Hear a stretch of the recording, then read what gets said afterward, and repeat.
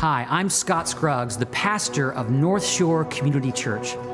Over 50 years ago, 23 men and women gathered together in a garage right here in Kirkland, Washington, to start a new church. They wanted to create a place where you could come as you are and be loved as you are. A place where the Bible is taught in a way that's clear and relevant. A place where the focus wasn't on themselves, but always on their neighbors, the next generation, and those in need. They didn't have a big staff or budget. In fact, in the early days, you had to bring your own chair. But they had a big dream, and they served a big God who has a big vision for the Seattle area and beyond. Thankfully, since that day, we've outgrown that garage. We've reached more and more people. We've planted new churches, and we've seen God change so many lives. Today, our church is made up of people from all walks of life, single and married, young adults and empty nesters, people who've been going to church for a long time, and people who are trying church for the very first time. The one thing we all have in common is that we're not perfect and we don't pretend to be. So, if you're looking for a church, or if you're facing a challenge in your life that you can't overcome on your own, or if you just need a safe place to ask questions, I hope you'll come visit. Because at Northshore, we believe that Jesus can change everything for anyone. Who knows? Maybe God's next great story of life change will be yours.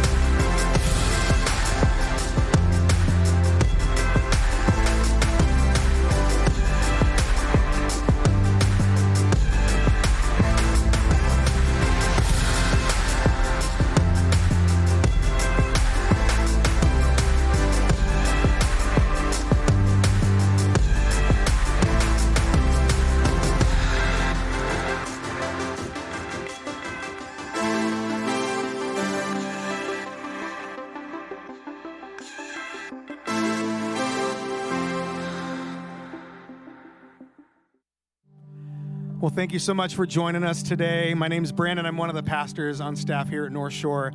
And we're just going to take some time together and focus on Jesus. I know our minds and our hearts are probably in a lot of different places right now, but God has exactly what we need. And God is going to continue to use this season that we're in to do good work in our lives and in the lives of a lot of other people. And so He is our hope today. Let's rest in Him. Let's sing to Him together wherever you're joining us from. And again, thank you so much for being with us today. Let's go.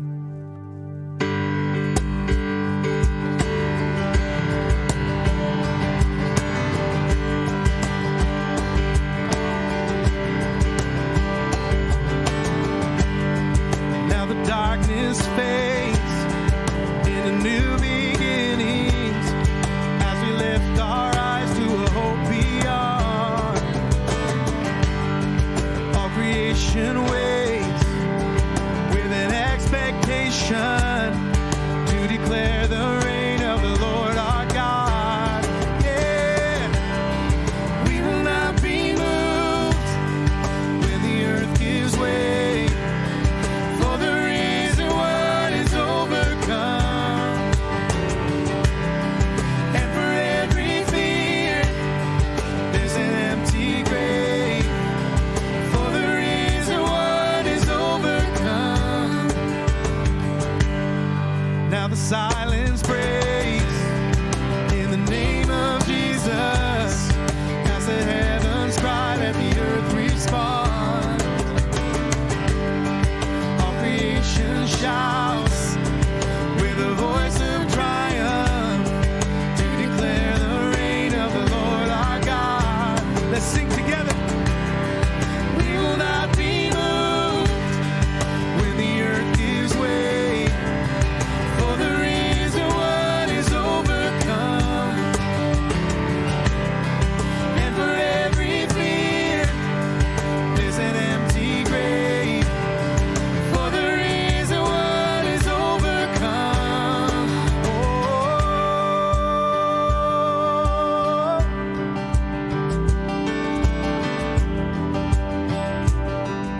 Sing, He shall reign forever. He shall reign forever. Strongholds now surrender, for the Lord our God is overcome. Who can be against us? Jesus our defender. He is Lord and He has overcome.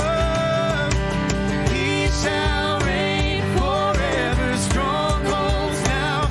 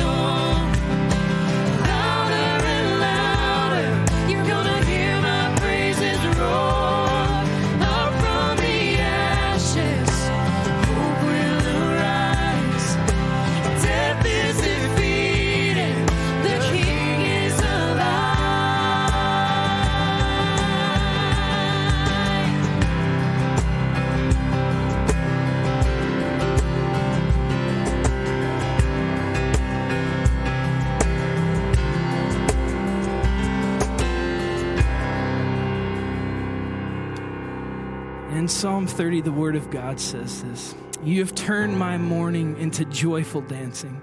You have taken away my clothes of mourning and clothed me with joy, that I might sing praises to you and not be silent. O Lord, my God, I will give thanks to you forever."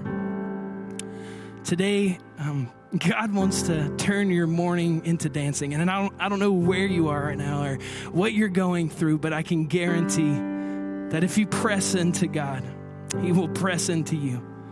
And sometimes it's hard to see beyond our circumstances. So I want us to take a few moments and just ask God for His peace, for what we need as well. So let's take a few moments in your home, wherever you are, and just talk to God. Spend some time with Him today.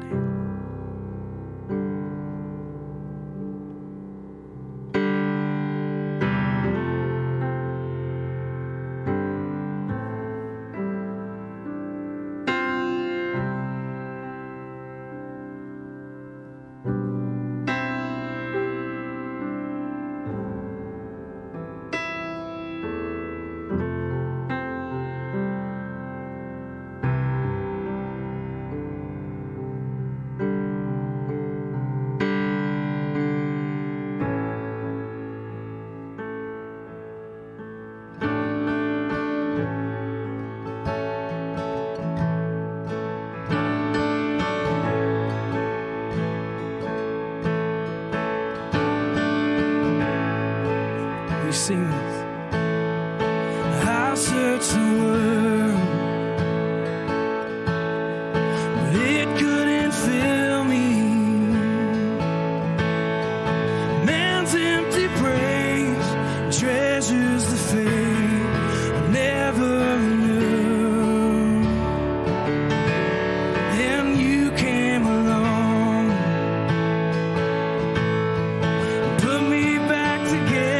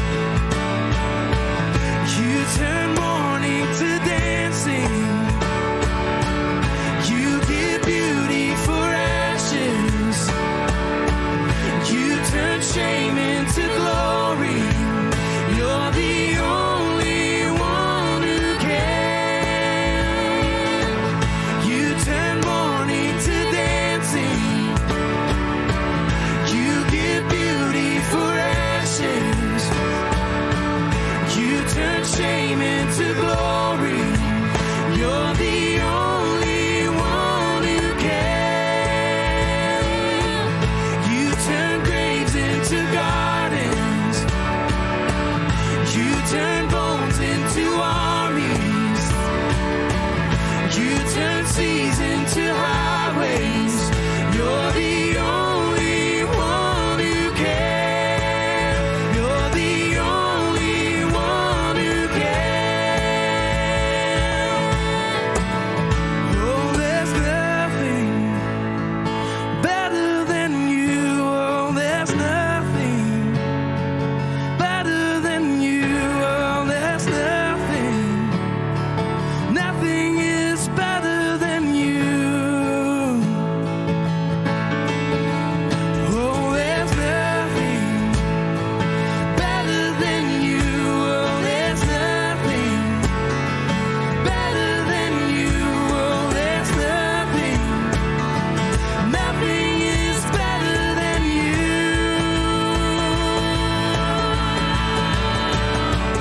You turn graves into gardens. You turn bones into armies. You turn seas into highways. You're the only one who can. You turn graves into gardens. You turn bones into armies. You turn seas into highways. You're the only one who can. You're the only one who can. You're the only one who can.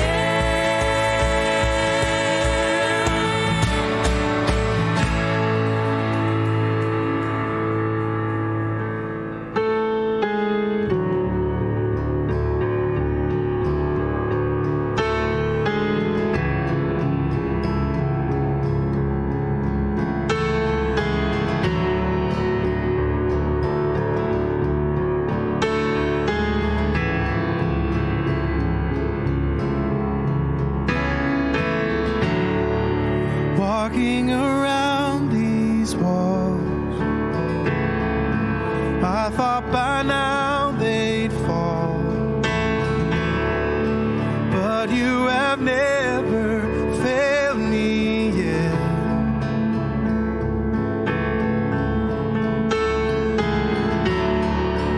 Waiting for change to come, knowing the battle's won, but you have never failed me yet.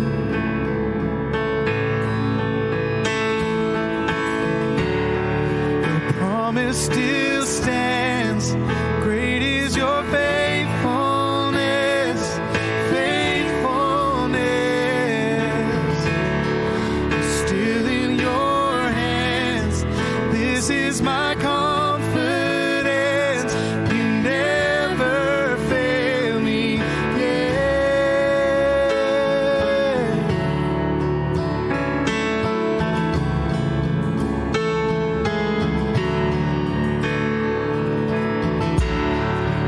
I know the night won't last. Your word will come to pass. My heart will sing your praise again.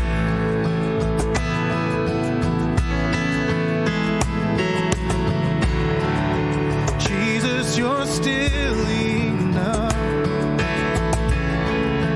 Keep me within your love. My heart will sing your praise again.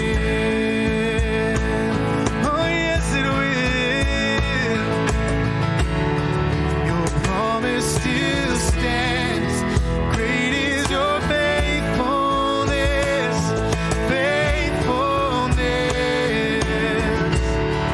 I'm still in your hands. This is my confidence. You never fail. Your promise still stands. Great is your faithfulness, faithfulness. I'm still in your hands. This is my confidence. You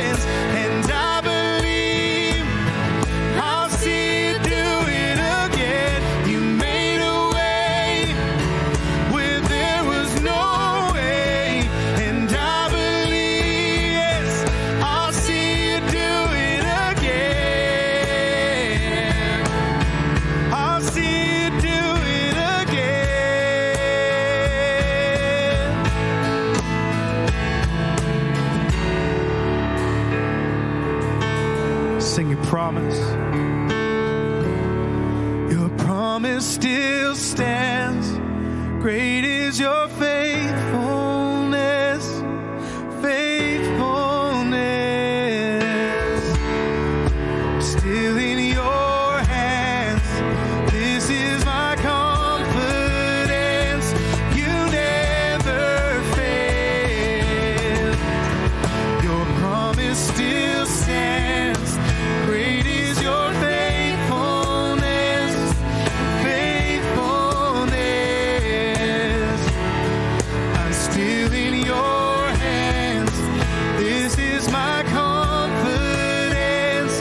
You never fail me yet.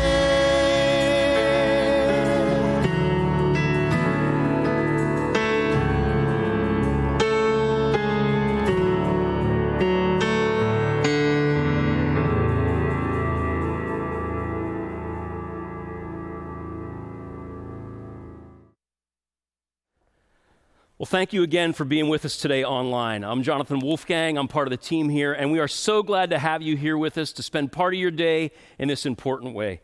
You know, it's been overwhelming to see the number of people who've been engaging and participating in some of these online experiences that we've been offering. And we've been hearing so many stories about how people are connecting, how they're engaging. I mean, what an incredible gift it is to have the technology that we have. And we are so glad that you're here with us. Just this last week, I heard a story about a woman who's part of Northshore who has an older friend who doesn't have access to some of the technology that many of us have become so accustomed to and even dependent on during this season. And so each day, when at 9:30 a.m., one of our staff goes on and does the morning devotional at 9:30 on Facebook Live, or each Sunday when we stream our services, this woman's been calling her older friend and putting it on speakerphone so that they can participate and listen together. And she wrote to let us know how much that's meant to her and to her friend, to be able to find encouragement and strength at a challenging season like this. You know, in the middle of all this, that is good stuff. And we love hearing those kinds of stories. And here's the reality. The reason those things are happening is because so many of you have been so incredibly generous as part of this church. You know, it's as hard as it is to not be able to come together physically. Giving is one of those ways that we can continue to unite. We sort of lock arms to do more together than any of us could ever do on our own. And that giving is making a huge difference. It's positioning us to be able to continue to respond to the needs that we see coming in, and those needs are climbing. Folks are reaching out, asking for help in a variety of different ways. And when you give, you help meet those needs. And let me just say, if you right now are facing some kind of a need, please don't be shy. Give us a call at 425-216-4433. Again, 425-216-4433. You can leave a prayer request on that voicemail or let us know about some need we may be able to help with. But by us being generous, we're able to meet those needs. And it also helps us as a church stay on good, solid financial footing so that when we get out of this, and friends, we will get out of this, we're able to continue to make the kind of impact that God has been making through this church for now more than 50 years. So thank you for being generous. On your screen right now, there are some ways that you can give. Follow those links, and thank you for partnering in this extraordinary season in such a meaningful way. Well, today, I'm so glad you're with us because we're kicking off a brand new series that I think is so important for our time. The series is called Unshakable. And in just a second, Scott's going to come and kick off that series for us all together. So thanks for being with us. We're glad you're here.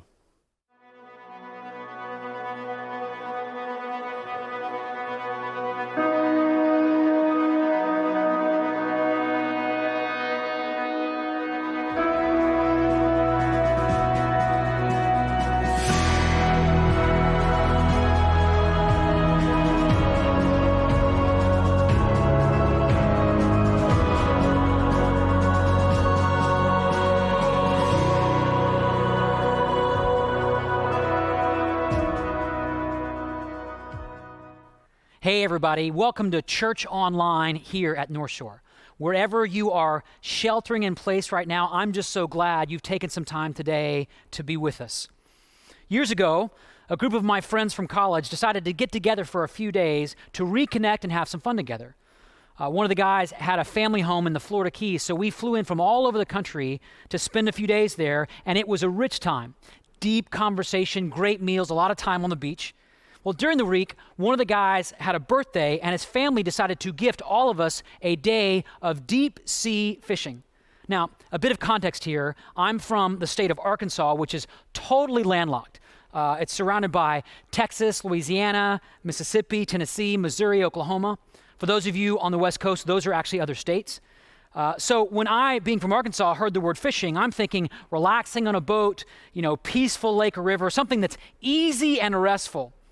What I didn't know is that deep sea fishing is nothing like that. So we went down to the dock. We were dressed more for kind of a pleasure cruise, swim trunks, flip-flops. When the captain of the boat saw us, he actually smiled and said, "Hey, how many of you have actually done this before?"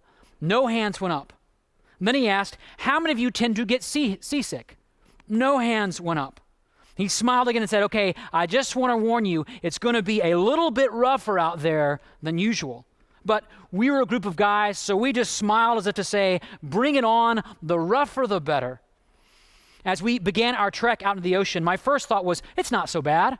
I mean, this 40-foot boat easily was tackling the small waves in the shallow waters. But as we moved further out to sea, the water turned from light blue to dark blue to almost black, and the waves began to rise higher and higher. The boat would pitch up and down, steeper and steeper, and then I started to feel a little queasy. And then I started to feel a lot queasy. And I noticed some of the other guys looking kind of green. Someone said, I looked green. The waves got bigger, the boat rocked higher, and then I heard it. Someone was throwing up over the side of the boat. Then another guy, then another guy, then another guy. And by the time the captain said, "Who wants to catch a fish?" all 6 guys were puking into the ocean, including me. We literally had every side of the boat covered. The only guy who wasn't had passed out down in the cabin because he panicked and took too much Dramamine. I got to tell you, the next few hours were some of the longest hours of my life. I have never felt so sick, so helpless, so shaken. I remember thinking, this is a 40-foot boat, and we have an experienced captain, but at some point, if the waves are too great, there's simply nothing the boat or the captain can do. So, kind of embarrassing, I just huddled up in the cabin, just wanting this experience to all be over. On the bright side, since none of us were actually fishing, the crew went fishing for us, and they actually caught several amazing fish for us to take home. Well, when we finally made it back to the dock, we tipped the captain, and we took the fish we didn't catch, and we drove back to the house in silence, and everybody went back to bed, and we basically agreed we would never speak to each other about that day again. Well, that was almost 20 years ago. I've never told that story before, and I still get kind of queasy just thinking about it. But I was thinking about that story this week because it reminds me a lot about what we're living through right now. I have never experienced a season like we're in right now. In fact, none of us have, unless you're 102 years old. It was just a month ago today that the COVID-19 virus took its first American life right here in Kirkland. At that time, it was a big story, but businesses were still open and schools were still in session and people were still shaking hands and going out to dinner. Boy, does that feel like a lifetime ago. Today, the number of infections continues to rise. The economy continues to fall. People are losing their jobs. Stores are being forced to close. Parents are trying to work from home while managing their kids who are now stuck at home, which is kind of crazy making. Some of you may have seen the trend on social media this past week of parents working from home and posting what their kids are doing, but replacing the word son or daughter with the word coworker. For example, my coworker just ran into my office screaming, "I can't find my pants," or "My coworker won't stop licking me." Or if you were at my house this past week, it was, "My coworker is running around saying, 'I went pee-pee, I went pee-pee.'" I was just praying it was actually in the toilet. You see, everything has changed. Even knowing how to say hello to someone in this kind of new day feels so different because it sounds almost out of touch to say, "Hey, how's it going?" Because how do you think it's going? when I look at what's happening around, it feels like the storm is just getting greater, the waves are just getting higher, and it's so easy to feel shaken and helpless, out of control. And to be honest with you right now, I've had some of those feelings. I've had some of those moments. When I think about my kids, I can feel this deep sense of fear about how this is going to impact their life. I've got close friends and family members who are exhausting their savings just to trying to avoid going out of business. And I'm hearing more and more stories in our community about people who are getting sick. You know, it's one thing to struggle to stay healthy. It's a whole nother deal when someone you love is sick. I've been thinking about it this way. For years, I've been trying to drive the little boat that is my life, trying to improve my skills as my own personal captain, and trying to improve the security of my little boat. Good investments, healthy savings, the right insurance. Because the formula we all tend to live by is the better I can pilot my boat or shore up my life, the more secure I will be. That's what drives the way we live. It drives the way we work. It drives the way we store up our resources. That's what drives people to make run on grocery stores. If I just have all the toilet paper, my boat will survive the storm. But here's the problem. And I think this is part of what God is helping all of us come to see, including me, that no matter how well you captain your boat, no matter how sturdy the hull may be, at some point, if the waves are too great, there's simply nothing the boat or the captain can do. So question for each of you. How's it going in your little boat? Maybe you're feeling shaken. Maybe you're feeling overwhelmed. Maybe you can't stop reading the headlines or following the markets. Maybe fear has taken a grip inside your heart and it won't let go. Maybe you're still trying to cling to that sense of control. You know, if I just stock up the right groceries, if I just sell the right part of my portfolio, I can stay on top of this. You know, one of the things you see the virus doing in our world right now, it's shattering the idol that's so long been at the center of American life, the idol of control. That being a really smart captain or having a well-secured boat means you can somehow control the waves. But here's the thing. You can't. And I can't. There's an old psalm in the Bible that puts it this way. The writer says, "Who stills the roaring of the seas, the roaring of the waves, and the tumult of the peoples?"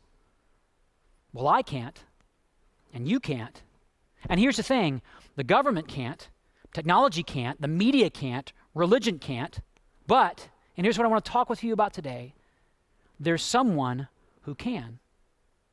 And so I want to take the next few moments to tell you about him. He lived 2,000 years ago, but his influence still lives on today. He's the reason why there are hospitals. He is the reason why there are orphanages. He's the reason why there are organizations called the Red Cross and the Salvation Army. Before him, it was noble to think highly of yourself. After him, it became noble to be humble. There's a lot of talk in our world right now about how to be a good neighbor. He started that. Even our calendars, if you think about it, even our calendars are a product of his life. We are living 2,020 years from what? From his birth. But it's not his influence on ethics or relationship or lifestyle that I want to talk about right now. It's something much deeper, something that his very first disciples discovered about him one day when they were together, no surprise, on a boat. Here's how the gospel writer Luke tells the story. He writes, "One day, Jesus said to his disciples, let us go over to the other side of the lake. So they got into a boat and set out. As they sailed, Jesus fell into a deep sleep. He fell asleep. At the time, a squall came down on the lake so that the boat was being swamped and they were in great danger." Now pause here for just a moment. There's no doubt at this point the disciples are feeling a number of really intense emotion. Wouldn't you be? But one of the emotions I know they were feeling was frustration with Jesus. I mean, think about it. It was his idea to cross the lake. And now they're in this massive storm. Their lives are in danger. I mean, it's one thing for them to give up their occupations for him. It's one thing to face persecution or rejection for him. But this is now a matter of life and death. They left everything so they could change the world with him. And now, before they've done anything, they're about to lose everything, including their lives. I think I'd be quite frustrated in that moment. And it's moments like these that I like to call God, why moments. God, why did this happen? God, why are we living through a global pandemic? God, why is my marriage on the rocks? God, why am I feeling so alone? God, why didn't you protect my loved one? God, why didn't you save my business? God, why did this happen? Question for you right now. Have you ever had a God, why moment? A very dear friend of mine who serves on staff here at Northshore has a daughter that's in quarantine in a hospital with pneumonia-like symptoms. And to add insult to injury, her daughter's company called while she was in the hospital to tell her that she was now out of a job. My friend is a person of great faith, loves God, but she can't get to her daughter. She can't really help her daughter. She can't trade places with her daughter, which she would love to do. And when we were talking, it's like we were both silently saying, God, why? That's part of what the disciples who were in the boat in the middle of that storm are thinking. God, why did you bring us out here? God, why are we in this storm? But even more troubling at this point in the story is what Jesus is doing. Remember the detail? He's asleep. He's back in the stern, snoring away. I mean, did he panic and take too much Dramamine? You know, it's interesting. Scholars have long debated the meaning of this kind of untimely slumber. My view is that Jesus is actually really, really tired. I mean, think about it. He'd been healing and teaching and traveling from place to place, followed by great crowds of people who are asking for all sorts of things from him. And he's tired. And here's the deal. Tired people can sleep through a lot. Trust me, I have a newborn at home. I might fall asleep during the middle of this message. The point is not that he was asleep. The point is that he was still present. He was right there in the boat, waiting to be called upon, waiting to be sought after. Now, sometimes I like to think about how long it actually took the disciples to go out and get help, to ask him for help. Remember, some of these disciples were professional fishermen, which means the boat was their turf. It was where they were most comfortable. It was where they felt most competent, most in control. You know, maybe Jesus went to sleep that day because every other time they got in that boat, the disciples made it clear, hey, we got this. This is our thing. You might be a great teacher on land, but you're just another carpenter when you're out in the boat. Until there's a moment in life, and we're living through one right now, where it starts to get real, real clear, we don't got this. We can't fix this. We can't solve this. We can't snap our fingers and just make things go back to normal. You know, right now, every day when you read the news, the waves are just getting higher and higher and higher. And at some point, and maybe this is the moment you're in right now, at some point, we all realize, I can't control this. I can't manage this. I'm at the end of my rope. And that's when the disciples make a really important decision. They stop trying to steer the boat. They stop pretending they've got this. The waves are too great. All they can do is now go to Jesus. Luke writes, the disciples went and woke him saying, Master, Master, we are going to drown. Notice, they didn't even ask him to do anything or to help. They knew enough about boats and waves to realize their boat was no match for these waves. Jesus is now all they have, and they have no idea how Jesus is even going to do anything about this. But guess what? That's when Jesus took action. The text says, he got up and rebuked the wind and the raging waters. The storm subsided, and all was calm. No wind, no storm, no waves, no raging seas. Just calm. All was calm. It's a miracle, right? But here's the thing. The miracle is not just that Jesus spared their lives. That was the easy part. In fact, if saving their lives was the point, he could have simply not taken them across the lake that day. The miracle was not what they were spared of. The miracle was what they saw Jesus do. He didn't just take control of the boat. Jesus took control of the waves. He didn't pilot the boat out of the storm. He showed himself to be stronger than the storm itself. And then, Jesus turned back to his disciples and he looked them in the eye and he asked them this incredibly important question. He said, "Where is your faith?" And by the way, this is not some theoretical question about somebody's religious affiliation. This is a deeply personal question asking them, in what or in whom is your ultimate security? In what or in whom do you trust with what matters most to you? Is it you? Is your trust in that boat? Is it in your competency? Is it in your resources? Is it in your resume? Is it in your popularity? Is it in your intelligence? Is it in your behavior? I know a lot of people in churches today that say they trust God, but really they are trusting in their ability to avoid making certain kinds of mistakes. So what are you trusting right now, really? Right now, as the waves of the coronavirus rise across our world and you ask, God, why? Or you reach the end of your rope, where is your faith? You know, I always used to think of this question, this moment when Jesus asked that question, as kind of a harsh moment, like a parent interrogating a guilty child. But this is not an interrogation, it's an invitation. Jesus is saying, are you ready at this moment? Are you ready to stop obsessing about how to be the perfect captain of your own little boat and to start entrusting your life to the one who is in charge of the waves? And at that point, I imagine the words of another very old psalm would have come to mind for these first century Jewish disciples. Words that for centuries God's people used to talk about God's power. Psalm 107:27 says, "The Lord stilled the storm to a whisper, and the waves of the sea were hushed." You see, it was in those calm waters, while the disciples were still dripping wet, that they began to realize this man Jesus is not just another great teacher or another great leader or another great rabbi. In fact, Luke says that in fear and amazement, they asked one another, "Who is this? He commands even the winds and the water, and they obey him." Who is this man? He didn't just have helpful tips about driving the boat. He had authority over the wind and the waves. Who is this man? This wasn't just a display of ethical or spiritual authority. This was a display of God of the universe kind of authority. Who is this man?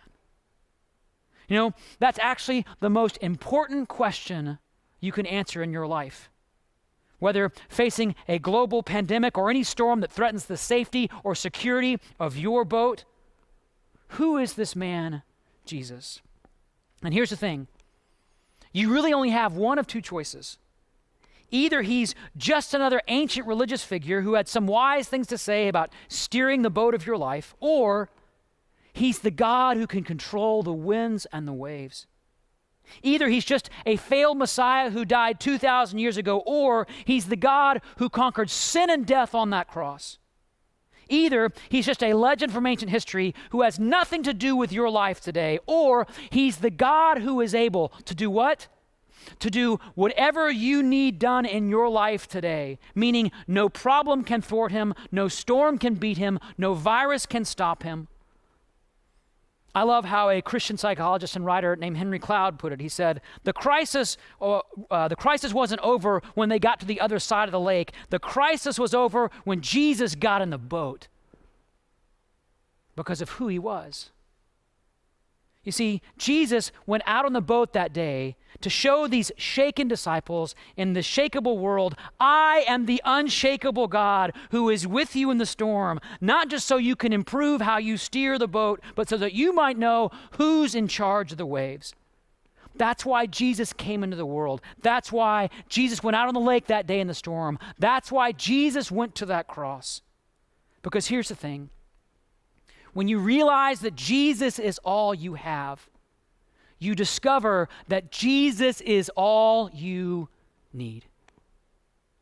And right now, in this moment, wherever you are, whatever's going on, however you feel, however shaken your heart is, Jesus is all you need. Maybe you're wondering how you or your family are going to make it through this season. Maybe you're afraid the waves are too high, your boat is too weak, the winds are too strong. Maybe you're just now waking up to the fact that no matter how much you have or make or do or accomplish, at some point, if the waves are too great, there's simply nothing the boat or the captain can do. So maybe it's time right now in your life to simply trust Jesus. Because right now, Jesus is inviting you to let go of the "I've got this" mentality and to surrender your life, your future, whatever matters most to you, into his unshakable hands for the very first time, or maybe to do this for the first time in a long time. And I'm going to give you a chance to do that, to have that moment with Jesus in just a moment. But before I do that, I want to close with a story about a storm that's still very much in progress. About a man in a storm that's still very much in progress. His name is Corky Swanson. Some of you know him. He and his wife Shirley have been part of our church for many years. Corky is one of the most joyful and faithful people I know. In fact, every time I see him, he has a word of love or encouragement for me. Every time I speak, he thanks me for the message, even if it's a really bad one. Corky loves to tell people about Jesus. Corky loves to pray for people. He actually works at a golf course, and he's created a little sacred space on that golf course where he's planted little golf tees for all the people he's praying for. When I play golf, I'm too busy asking God to help me with my short game to care much about other people, not Corky. In fact, when our son Jude was born, he sent me a picture of the letter J formed in golf tees, and he prays for our son every time he goes by that spot. And he's just so filled with joy. In fact, every time I ask him, "How are you doing?" he smiles and says, "Phenomenal." Some of you have heard him say that. Well, just over a week ago, a storm blew into Corky's life. He was diagnosed with pancreatic cancer, and the doctors are still working on a full prognosis and treatment plan. But to make matters worse, with the hospitals overwhelmed with coronavirus patients, he's having to wait longer for his treatment. And because he's high risk for infection, he and his wife Shirley are isolated in their home. They can't see family in person. They can't even hug their grandkids.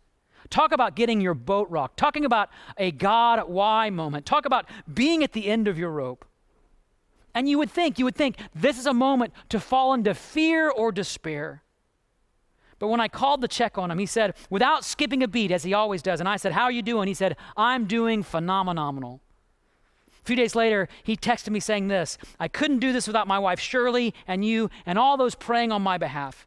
I can't believe how weak I am already. My driver only went 310 this morning." By the way, I think we might have a few people now interested in checking out Northshore. Yes, he's got cancer, but he's still thinking about who he can invite to church and who he can pray for, and who needs to know Jesus. In fact, this past week when he was in the hospital, he was able to share about his faith in Jesus with some of the hospital staff. Think about that. Hospitals are like totally in lockdown mode. Pastors can't even get into the hospital right now. So God just sent Corky. A few of us on staff were on a Zoom call with Corky just a few days ago, and I have to tell you, the waves in his life have never been higher. The uncertainty has never been greater. The storm has never seemed so strong. But here's the thing, Corky is not shaken. In fact, he told us this week that he's experienced a peace like he's never experienced before. When the waves are at their highest right now, all is calm. How is this possible? Because when Jesus is all you have, you discover that Jesus is all you need. And this Jesus is not just another guy helping out with the boat. He is the master of the waves, the creator of the universe, the Lion of Judah, the Lamb of God, the Alpha and Omega, the resurrection and the life, the God who is able to calm whatever storm you're facing. So question, and with this I'll close. Are you ready to stop trying to control that boat and start trusting the God who controls the waves? Would you take a moment and pray with me? And right now, wherever you are, with your eyes closed, with your head bowed, some of you right now, you've never placed your trust in Jesus before. And I want to invite you right now, wherever you are, to do just that. It's okay if your kids are screaming, your apartment is messy. Jesus can hear you even when there's chaos around you. That's what we learned in this story. And so you can tell him these very simple words. Just repeat these words in your heart right now. Jesus, I want to surrender my life to you. Jesus, I trust you not just as the leader of my life, but as the master of this world and all the storms in it. Jesus, I confess my sins and selfishness, and I trust myself to your grace and your goodness. Help me now trust you every day of my life with what matters most to me. And for all of you who've prayed that prayer, I want you to know your eternity has changed. Well, thank you again for being with us today. I hope these moments have helped bring you a renewed sense of confidence and peace in this God who controls the waves. And as Scotty said, if you made a decision today to follow Jesus, you need to tell somebody about that. Let us know. We'd love to celebrate with you. You can either text My Faith, one word, to 97000, or make a comment there in the comments section so that our moderators can follow up, or direct message us just to let us know how God's at work in your life. We'd be tickled to come alongside and help however we can. We even have a little gift that we'd like to send you this week. So please let us know how God's at work in your life. Now, as hard as it is to believe, 2 weeks from today is Easter. And we are so excited to celebrate together in this very unusual season. It looks unlikely we're going to be able to gather as we have in the past, but this is one thing we are going to do. We are going to celebrate what happened that very first Easter and the way that miraculous day is still giving us hope in our world at this moment. And I hope you're already thinking about who you might want to invite virtually to be part of that experience. Keep an eye on our Facebook page and our website this week for new tools to invite your friends that I hope you'll take advantage of. One thing's for sure, this will be unlike any Easter any of us have ever experienced in our lives. And yet that doesn't change the fact that we can celebrate the miraculous new life we can have because of Jesus. This God who is unshakable. Now, one last thing. If you haven't been to our website lately, I hope you'll stop by because there's a whole new set of resources that I think you'll find valuable during this season. And of course, go over to together4.com for a whole list of ways you can serve and we can be together for our neighbors and those in need during this time. So we love you guys, and we're so grateful that you've been with us. And I want to leave you with the encouragement that I've been given myself and to so many of my friends through this season. Keep the faith and carry on. I hope you'll do that this week, and we'll look forward to seeing you soon.